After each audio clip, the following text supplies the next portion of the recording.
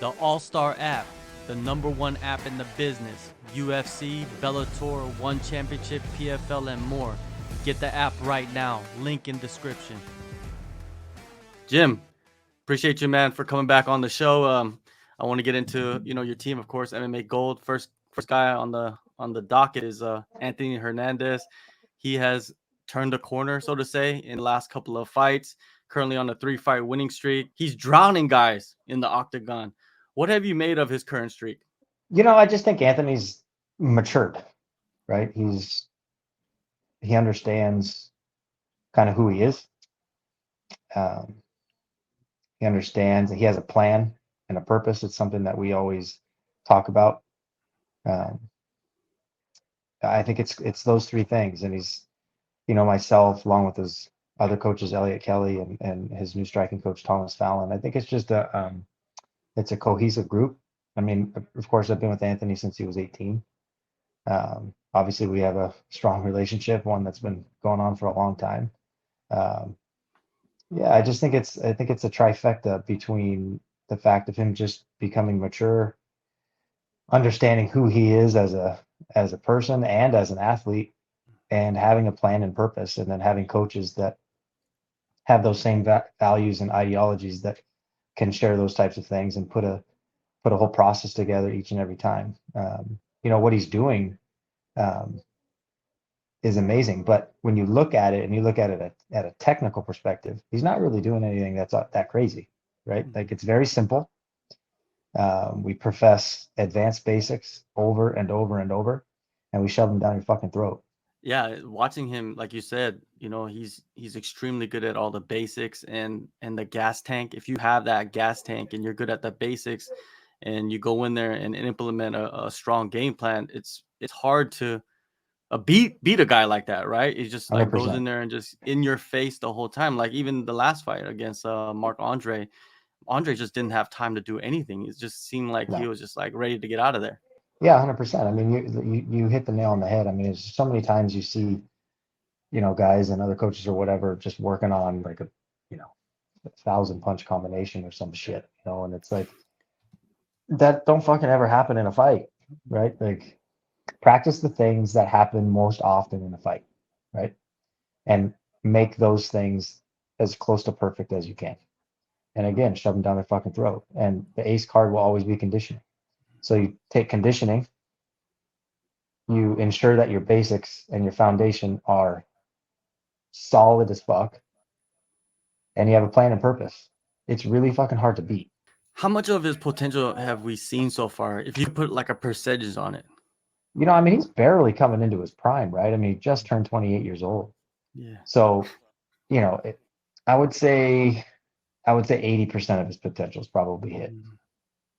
Um, and he's just one of those guys that, everyone has motivation, right? But the discipline is what leads to consistency. And that consistency is what leads to success. And those things Anthony wholeheartedly subscribes to, right? And that's why you're seeing what you're seeing. It's continuous, it's consistent, and I'll say it again, it's just you take someone who's got great conditioning, who has a plan and a purpose, and his basics are just better than yours. Yeah. It's really fucking hard to beat, right? Like, you can do all these fancy shit, but he's just gonna shove the basic shit down your throat. And most people, really, let's be honest, aren't ready for the up down type game. They're just not. They think they are. They don't know how to train their muscles in the right way. Like, everyone thinks, like, oh, I got to do conditioning. But it's so specific, right? And so his body is so prepared for that type of fight, and most just aren't. Like, they think they are, and in the beginning, yeah, okay, I'm doing all right, and then all of a sudden you see that gas tank slowly melt, right? And that's what you saw last fight. So you saw the fight before. That's what you saw against Adolfo. I mean, and he's going to keep doing the same shit to you, right? Like, so whoever he fights next, you can prepare all you want, but your basics better be better, because if they're not, you're going to get the same fucking thing happen to you. Yeah, he's like a cyborg out there. That's what I describe as just a cyborg that just doesn't, stop. And when you Yeah. see him, on the streak that he's on, it's like he's ready for the next level, right? So, what do you see in him? What do you want him to, what type of opponent do you want next for him? We've always taken it one step at a time. I think Anthony's ranked number 22 now. All the guys that are like ranked 15 to 25 are all booked, with the exception of one person who Anthony has always wanted to fight out of spite, is Gerald Meerchaert, who's number 18. So there's like history there, right? Like, so when Anthony fought Brendan Allen for the LFA title, Gerald Meerchaert was in Brendan Allen's corner, and he was talking shit the whole time to Anthony. Anthony never forgot it. So that's a fight we'll probably try to get. I mean, it makes sense, right? Anthony's 22, Gerald's 18. Everyone else is booked between 15 and 25. So you might be seeing that fight. Lovely, man. I would love to see that fight. Another guy who actually has a fight coming up, Max Griffin, October 29th. He's facing Tim Means, man. Another solid veteran test. How do you see this matchup? Max is another guy too, where, I think a lot of it had to do with, I mean, let's be honest. Look at Max's streak. He didn't lose against Neil Magny. Well, whatever. He lost a split decision, right? But he was on a 3-fight win streak before that. And it's the same kind of thing, right? Like, we just implement, what is the plan? What is your purpose, right? And we take those things and we create a system around that, right? And you see the same types of things with Max. He's kind of coming to his own. He's trusting himself in different areas. He's trusting the fact that he is a very well-rounded guy, and he's starting to trust the fact that he can grapple, that he can wrestle, and he can do those types of things, which then is opening up his striking even more, right? And his ability to allow himself to evolve. And I think you're seeing the same type of thing, right? We focused very much so on not changing Max, but just taking what he does well and just making those things better by allowing him to be comfortable in the other aspects, right? And adding one little tool here to his toolbox. Each camp, we add one little tool. One tool. So every time by the time he gets to his next fight, he's added, 3 or 4 new tools each fight, right? So, yeah, I mean, I think you're going to see a lot of the same things that you've seen from Max in his last 3 or 4 fights. And, he has a very specific plan going into this one. Tim just might walk into something, right? I mean, Max, he can hit like a truck, right? And he's got this weird right hand that everyone thinks that they're out of range, and all of a sudden they're not.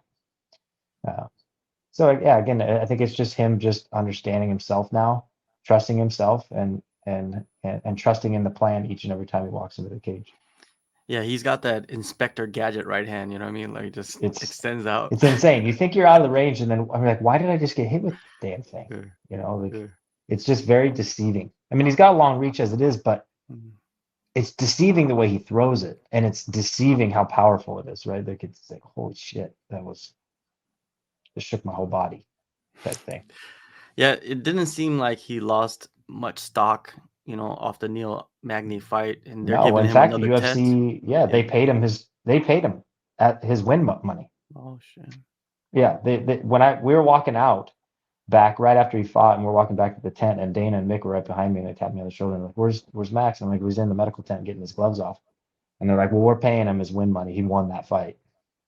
Damn. So that goes to show you.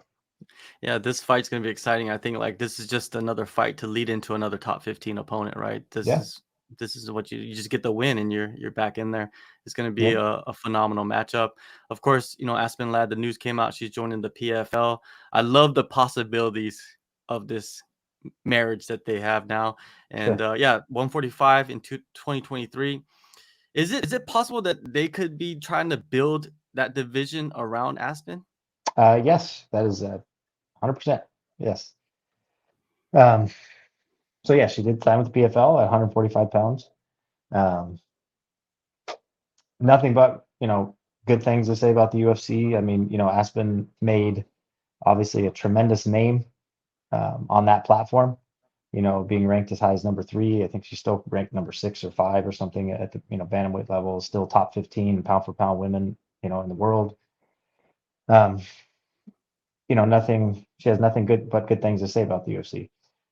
They gave her a platform, and she was very successful in it. It's just, she missed weight and she owns that, but those were things that everyone knew. It wasn't like anyone didn't know that it was going to be a 50-50 shot whether or not she was going to make it, right? Everyone knew. Everyone knew that she wanted to fight at 45, but there's just no opportunities really for a career, right? At 145 news. There is no 145 division. The only reason why it's there is because Amanda holds the belt. But as soon as Amanda goes, I don't want that belt no more, the 45-pound division's gone. It's not, there is no division. There's no rank. There's no nothing. I just don't, the UFC doesn't want it. I mean, they just don't. It's only there because Amanda has the belt. And the moment and we know that. It's not like it wasn't said. And that's fine. So, when she had to take opportunities and where they were, and granted, there was one-offs here. Well, I think one time where they offered a 45 fight, and that's fine, but it's not really a stable thing, right? So she missed weight. The UFC had to do what they had to do, and that's fine, and she owns that. And the PFL and other organizations came right away, and she got that really good human feeling from the PFL, right? They just really come off really genuine, right? And it's still business, of course, right? But they just came off different, right? And they really made her feel comfortable, really made her feel wanted. Obviously, they're paying a lot more than she was making in the UFC. And I think just things all added up. I mean, like I said, she had a great, she's still not even in her prime, right? Yeah. Like, she's one of the most well-known female fighters there is, and she's in her prime, right? So wonderful experience in the UFC. It was a blessing, and now she's just moving on to the next chapter in her MMA career, right? How incredible is it that fighters can now have like this free agency? You know what I mean? Like before, 5 years ago, it probably didn't exist, right? It's fantastic. Phenomenal. I mean, you have to have it, right? It's what makes the sport grow, right? Mhm. Like, that's what makes the sport grow. And I would venture to guess, right? A good 60% of those females that are in the UFC now at 35 who have all missed weight multiple times, Yeah. and I can name them all. Most of them have missed, Yeah. and most of them have missed more than once, are sitting there looking, going, huh, right? You can't tell me they're not. So yeah, it's a wonderful opportunity for everyone. It's a win-win, right? Like, if the sport grows as a whole, it's great for the athlete, and it's great for really the organizations, right? Then you have competitive juices flowing, and maybe one day we'll get to where it's like boxing, where you actually know who a world champion is. Right now you have promotional champions. There's no such thing as a world champion. You could take, the UFC has a roster of, I think, 1,500, right? I guarantee you 99.9% of the population only knows the top 40, right? So you take the top athletes in each division or in each promotion, whether it's one, Bellator, PFL, you don't know who the best is. You truly don't. Until they fight each other, you can't say you're technically a world champion. You're a UFC champion, you're a PFL champion, you're a Bellator champion, or you're a one champion. I think hopefully at some day you'll get to that point where you do have those unification things and you can truly call yourself a world champion. Maybe we'll get there. Hopefully. That would be great.